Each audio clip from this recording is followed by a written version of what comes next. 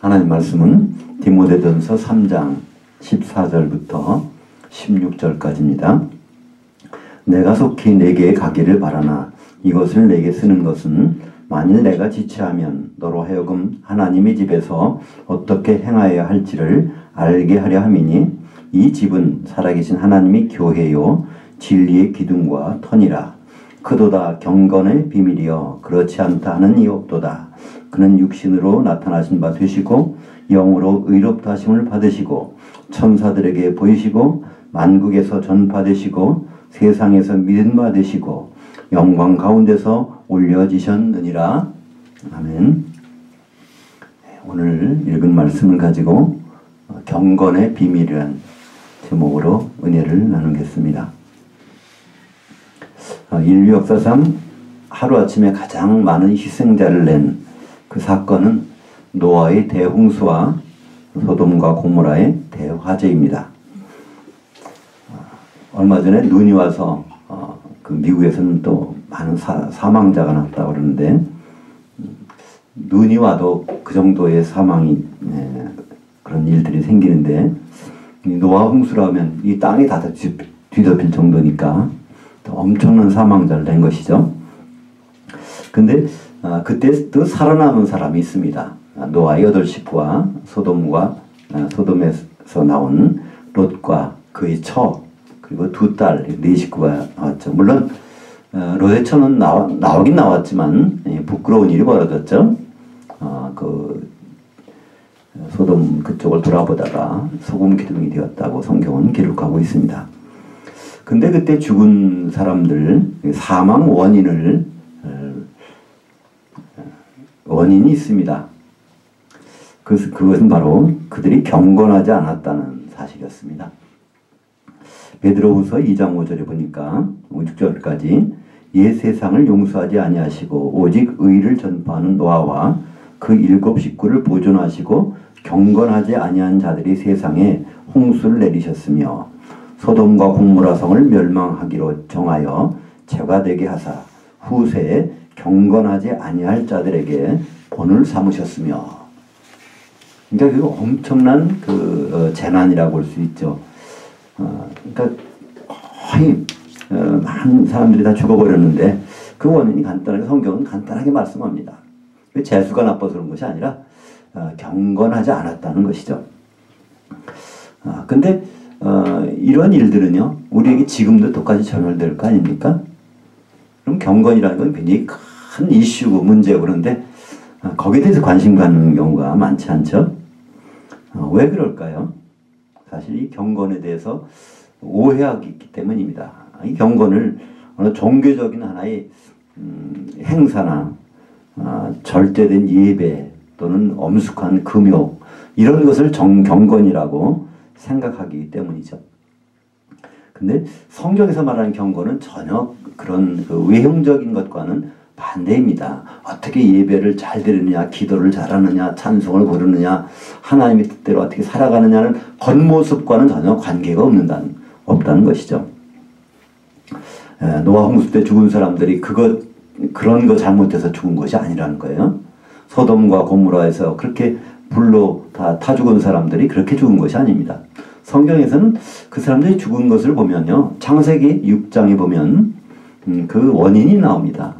하나님의 아들들이 사람이 딸들과 결혼하면서 하나님은 이렇게 말씀합니다. 내 영이 이제 그들과 같이 있을 수가 없으니 120년을 주리라. 그러니까 120년 동안에도 그런 일이 계속 벌어지는 겁니다. 그러니까 영이 있는 사람과 영이 없는 사람이 계속 결혼하다 보면 영이 없어져 버리는 거예요. 후세부터.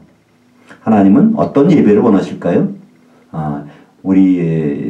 우리말 번역을 보면 요한복음 4장 23절과 24절에 보면 하나님은 신령과 진정으로 예배하는 자들을 찾으시니라. 그때 사실은 신령이라고 번역된 건 영입니다. 영으로 예배드리는 자. 그러니까 영으로 예배드리지 않는 것은 무엇일까요? 혼으로 드리는 예배입니다. 우리의 생각으로 우리의 방식으로 그런 것이 그렇게 드리는 거 하나님 받지 않으신다는 거예요. 그러니까 영으로 드리는 예배를 하나님 얼마나 기뻐하시는지 몰라요. 근데 노아 홍수 전의 사람들은 영에 대해서 관심이 없는 겁니다. 그냥 결혼해서 다음 세대에 영이 없는 사람이 나타나는 거 무관심한 거예요. 하나님은 그것을 경건하지 않다고 얘기합니다. 하나님의 생각에서 벗어난 것을 너무나 당연하게 생각하는 것. 그것이 그들이 경건하지 않은 겁니다. 소돔과 고모라는 어떻습니까? 지금 이제 영어로 소도미스트라고 하면 동성연애자입니다. 그러니까 롯의 집에 천사가 찾아갔죠. 그때 사람들이 롯의 문을 두드리면서 그 남자를 내놓으라는 거예요. 거기서 보면 우리가 그 남자들하고 관계를 갖고 싶다는 겁니다. 그때 그 천사는 남성으로 배치됩니다. 그 남자를 내놓으라는 겁니다. 그러니까 남자들이 와서 남자들하고 관계를 하고 싶다. 그러니까 그건 무슨 말일까요? 하나님이 정상적인 결혼, 남자가 그 부모를 떠나 아내와 아빠의 한 몸을 이루는 남녀 관계의 거룩한 결혼을 그들은 무시하는 겁니다. 바로 하나님의 생각을 정면으로 무시하는 것이죠. 바로 그 진리 대신 예수님이 신랑으로 오신다는 사실 그들은 관계를 않는 겁니다. 요한복음 3장에 있는 말씀대로 4장에 있는 말씀대로 영과 진리로 바로 우리는 영으로 드리는 예배, 진리 안에서 예수님 몸을 입어서 그분을 기다리는 예배, 이것을 하나님은 원하시는데 그런 예배가 아니었다는 것이죠. 경건이라는 성경에 나오는 헬라어는 우리말로 경건이라고 번역했지만 그것은 유세베이아라는 단어를 우리말로 번역한 것입니다. 헬라말에서 유라는 접도사가 들어가면요, 이것은 좋다 또는 잘한다 그런 뜻입니다. 그러니까 영어로 하면 good 또는 well이 되겠죠. 형용사로는 good이고 부사로는 well 그런 것입니다. 세베이아라는 것은 그건 예배하고 경배한다는 뜻이죠. 바로 하나님과 교통한다는 뜻입니다. 하나님을 잘 알고 그 뜻대로 교통하는 것, 예배하는 것, 잘 예배한다는 뜻이 바로 유세베이하고 그것을 우리말 번역으로 경건이라고 한 것이죠. 노아 때나 소돔 때나 그 사례처럼 하나님의 뜻에 맞춰서 하지 않는 것, 그것이 유세베이하지 못한 것입니다. 경건하다는 것은 하나님의 생각을 존중하고 그에 따르는 것이 경건한 것이고요. 하나님의 뜻과는 전혀 관계없이 사는 것, 이것이 경건하지 않다는 것입니다. 그렇다면 하나님의 뜻을 알아야 우리는 경건하게 살 수 있지 않습니까? 하나님의 뜻이라는 것은 사실 굉장히 중요합니다. 근데 우리는 하나님의 뜻을 너무나 막연하다고 생각해요. 왜 그럴까요? 하나님을 사람처럼 생각하기 때문에 그렇습니다. 사람은 뜻을 세우지만 그 뜻이 작심삼일이라고 얼마 못 가요. 그러니까 하나님의 뜻을 우리가 생각할 때 굉장히 복잡하게 생각합니다. 하나님 도대체 어떤 뜻을 세우셨을까? 근데 하나님 뜻은 간단합니다. 그분의 뜻을 세우면 변하지 않거든요. 그러니까 하나님 뜻이 무엇일까? 그러면 맨 처음 세우신 뜻을 우리 찾아가 보면 알 수 있습니다. 창세기 2장 24절에 보면 거기에 히브리 문장으로 가장 강력한 의지밀의 형태가 처음으로 나옵니다. 그 문법에 대해서 설명을 드릴 필요는 지금 없겠지만 하여튼 그 문법의 구조상 3인칭 의지밀의가 처음 나오는 것이 창세기 2장 24절입니다. 이러므로 남자가 부모를 떠나 그의 아내와 앞에서 한 몸을 이룰지로다 라고 우리말 번역했지만 그것은요 3인칭, 그러니까 주어의 의지가 아니라 그 말씀하신 분이 강력한 의지입니다.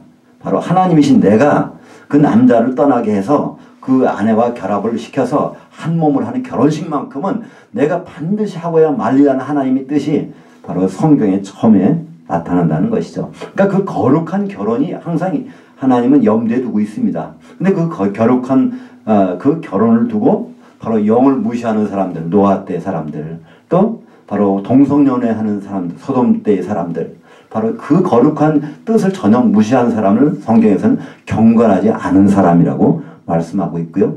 반대로 그 하나님의 뜻을 존중하는 사람들, 바로 노아와 그 8 식구들, 또 소돔에서 나온 롯의 4 식구, 그들은 하나님의 뜻에 맞춰서 나온 사람들입니다. 홍수가 있으리라는 걸 예견하고 그럼 나와라, 방주에 들어가면 들어간 사람이고요.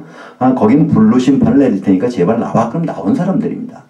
롯의 사위들도 있었지만 그들은 그걸 농담으로 여겼다라고 그랬어요. 하나님의 생각을 농담으로 여긴 사람들은 불에 타버린 것을 알 수 있죠. 그렇기 때문에 이 남자와 거기서 창세기 22장 24절에 나오는 그 남자와 그 아내라는 것은 굉장히 중요한 것인데 그것은 비밀입니다. 에베소서 5장 31절은 창세기 2장 24절을 그냥 옮겨놓고 에베소서 5장 32절은 그것을 해석합니다. 그러면서 크도다. 이 비밀이 크도다. 그래서 그리스도와 교회에 대해서 말하는 것이다. 그러니까 하나님 말씀하신 남자를 보내겠다는 것은요. 예수 그리스도를 보내시겠다는 것이고 그 다음에 그 아내라는 것은 바로 교회라는 것을 성경은 우리에게 말씀해주고 있습니다. 이것이 성경에 나오는 가장 큰 비밀입니다. 성경에 비밀이 많이 있어요. 그러나 그것을 가장 큰 비밀이라고 합니다. 그러니까 큰 비밀이라는 건 성경에 딱 두 군데 있어요. 오늘 우리가 읽은 디모데전서 3장 16절 크도다 경건의 비밀이요. 여기서도 이 비밀이 참 큰 비밀이라는 거. 경건의 비밀이 크고 또 이 에베소서 5장 32절에 있는 이 비밀이 크도다. 그래서 예수님이 오셔서 교회와 결혼하는 것 이것이 크다고 얘기합니다. 이 두 개가 큰 건데 사실 두 개는 같은 것입니다. 그죠? 이 경건이라는 건 하나님의 일정이니까 그 일정에 맞춰서 하나님 뜻에 맞춰서 나중에 결혼식이 이루어지는 것 그것이 가장 큰 비밀이라는 것이죠. 사실 이 비밀이라는 것은요. 이 성경의 비밀은 우리가 생각하는 비밀하고 좀 다릅니다. 원래 성경에서 나타나는 이 비밀이라는 뜻은요. 미스테리온이라고 합니다. 거기서 영어에 미스테리라는 말이 나왔는데 미스테리온이라는 것은 미오라고 하는 입을 다물다에서 나온 말입니다. 침묵이란 단어입니다. 우리가 보면요. 어떤 사람들이 말수가 적은 사람들을 참 그 사람들은 참 대단하다 또 무섭다고 하기도 하죠.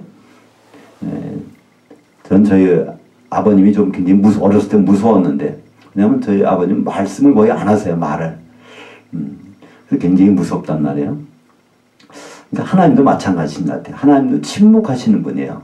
어떤 중요한 사실에 대해서는 침묵을 했다가 때가 되면 그것을 선지자를 통해서 계시로서 하나하나 나타내는 것입니다. 그러니까 이 미스테리온이라고 하는 비밀이라는 단어는 하나님이 침묵하고 있다가 때가 되면 선지자를 통해서 알게 하시는 것. 그러니까 사실 하나님의 비밀이라는 것은요. 성도들에게는 이미 다 알려지는 것입니다. 당연히.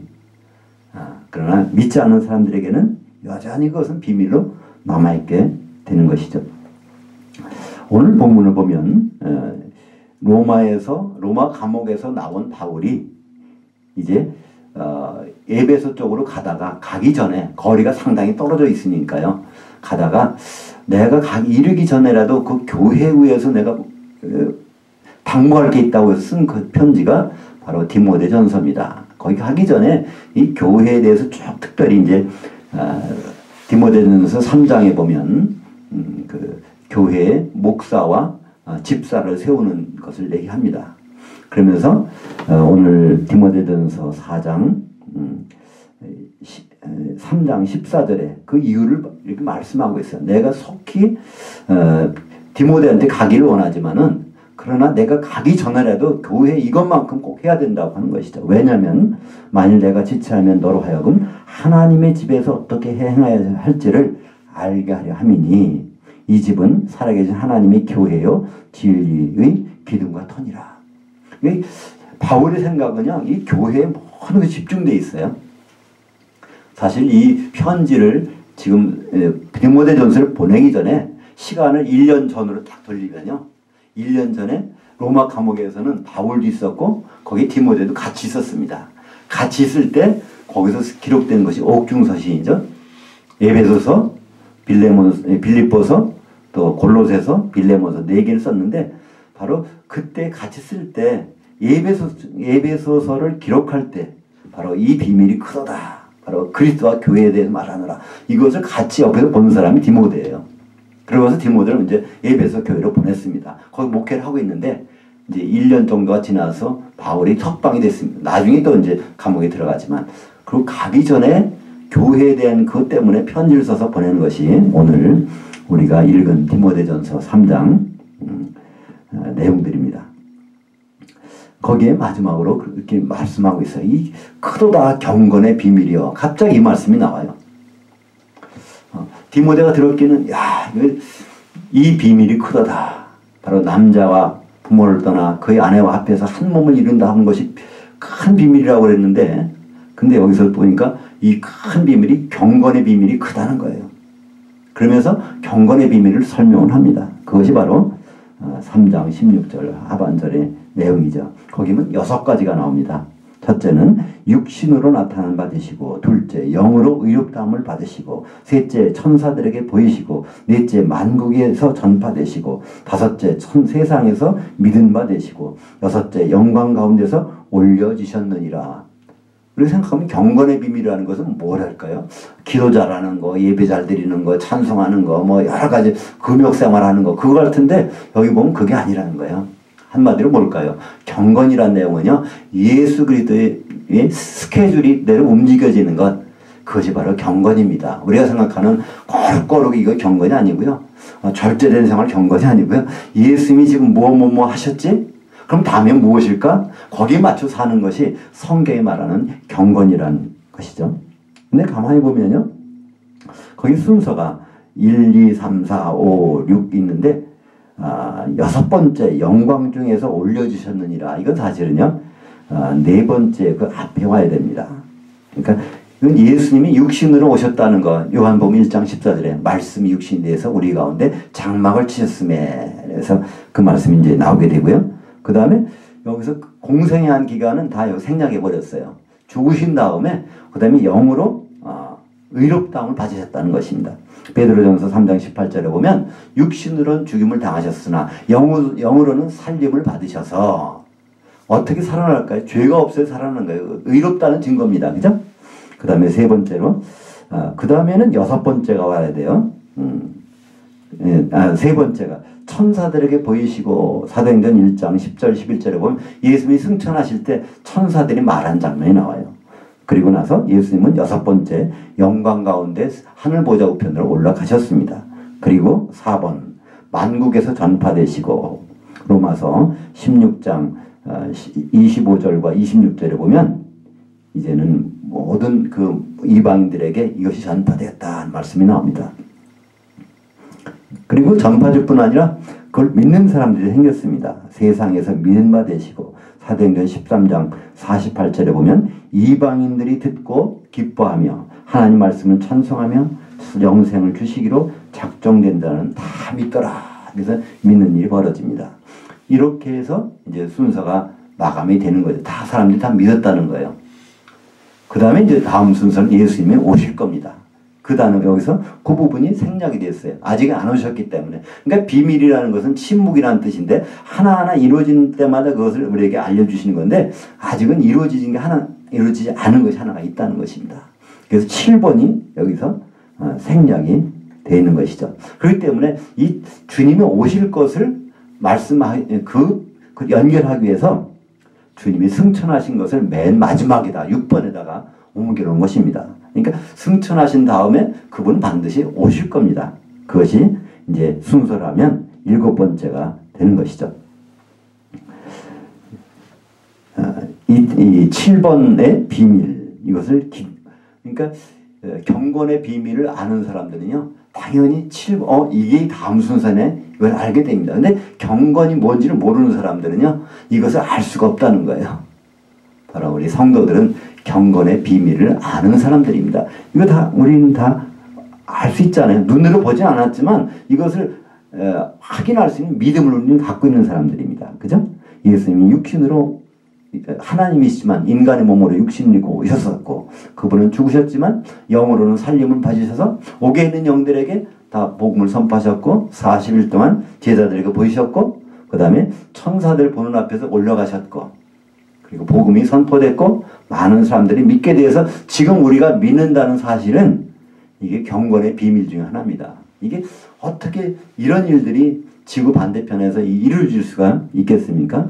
우리가 의심하지 않고 믿고 있잖아요. 이건 사실은 이게 경건의 비밀이라는 것입니다. 이 노아 방주에 들어간 8 식구는 하나님의 홍수 심판에 대해서 맞추어 산 사람들이에요. 다른 사람들은 홍수 심판에 대해 염두에 두지 않은 사람이고요. 노아 방주에 들어간 사람들은 그것을 맞추어 산 사람이기 때문에 때가 되어서 들어가라 그러니까 들어간 사람들이에요. 또 소돔 고모라에서 나온 롯은요, 그 불심판이 있다는 걸 알고 나오라니까 나온 사람들입니다. 그 전에 거기 있을 때도요, 그 롯이라는 사람은 굉장히 그런 소돔에서 그런 일이 벌어지는 거 보고 마음이 참 그러했다고 그래요. 거기 동화되지 않고 그러고 있다가 나와라 그러니까 이제 딸들하고 아내하고 같이 나온 사람들입니다. 그러니까 이 노아의 8 식구나 롯의 가족들은 다 하나님의 일정표가 뭔지를 염두에 두고 살았던 사람입니다. 이와 같이 세상에 살면서도 하나님의 스케줄에 맞춰서 산다면 성경에서는 그런 사람을 경건한 사람이라고 합니다. 얼마나 몇 시간 기도했느냐, 어디 가서 했느냐, 또 헌금 얼마 드렸느냐, 얼마나 예배를 충성스럽게 드렸느냐, 그것도 어떻게 보면 중요하긴 하지만 그거보다도 하나님의 일정표가 무엇인데 나는 지금 뭘 해야 될까? 이것을 생각하면서 하는 것을 성경에서는 경건이라는 것이죠. 그래서 나중에 심판 때는요, 바로 경건한 자와 경건하지 않은 자가 심판의 기준이 된다는 것입니다. 주님은 하늘에서 공중으로 이제 오실 것입니다. 왜냐하면 하나님이 약속하셨잖아요. 남자가 부모를 떠나게 하신다는 겁니다. 그러니까 공중으로 반드시 오실 것입니다. 그때 죽어있던 성도들은 이제 부활해서 올라가게 되고요. 그때까지 살아있던 성도는 뒤따라서 공중으로 올라가서 주님을 맞이할 것입니다. 데살로니가전서 4장 17절, 4장 16절, 17절에 보면 그것을 명백히 기록을 하고 있는 것이죠.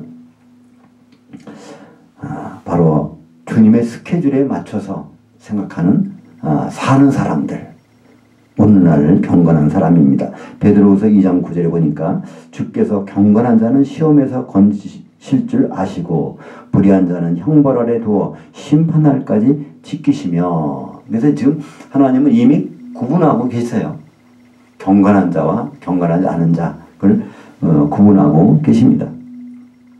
그렇기 때문에 이 경건은 범사에 유익하고 금생과 내생에 약속이 있다고 되어 있어요. 그러니까 이 경건하게 생활하는 것은요, 지금 세상뿐 아니라 앞에 오는 세상에도 약속이 있다는 것입니다. 우리는 신앙생활하면서 이렇게 지금이라도 좀 하나님께 감사하면서 잘 살아봐야지 이런 생각을 합니다. 감사하면 복 받잖아. 그래서 잘 살아본다고 생각해요.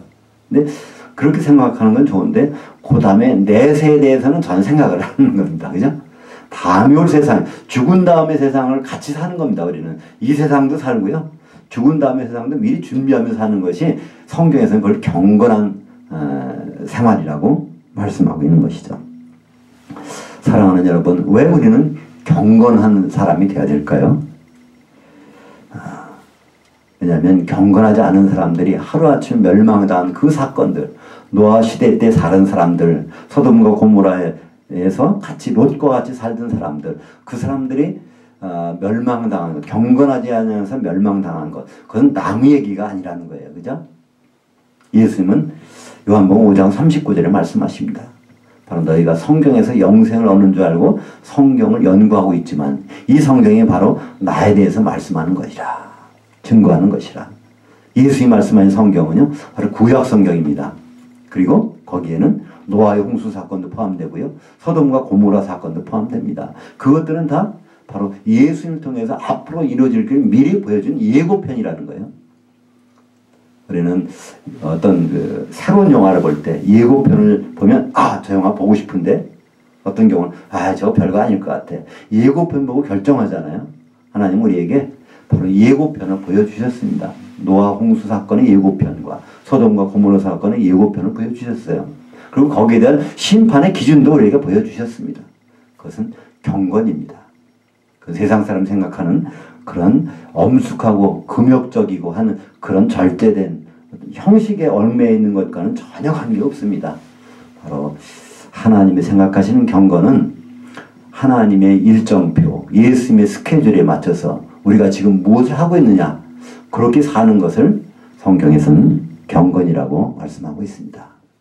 우리는 오늘도 이 경건한 삶에 주의를 기울이고 우리 모두가 다 주님 오실 때까지 경건한 삶을 살아야 될 것입니다. 경건의 비밀 6가지는 다 드러났습니다. 그러나 아직은 기다려야 되는 마지막 경건의 비밀이 있습니다. 그것은 주님이 공중으로 나타나실 것이고 우리가 죽었을 때는 부활해서 올라갈 것이고 살아있을 때는 바로 뒤따라서 올라가는 이것이 바로 마지막 경건의 비밀이 우리에게 남아 있는 것입니다. 기도하겠습니다.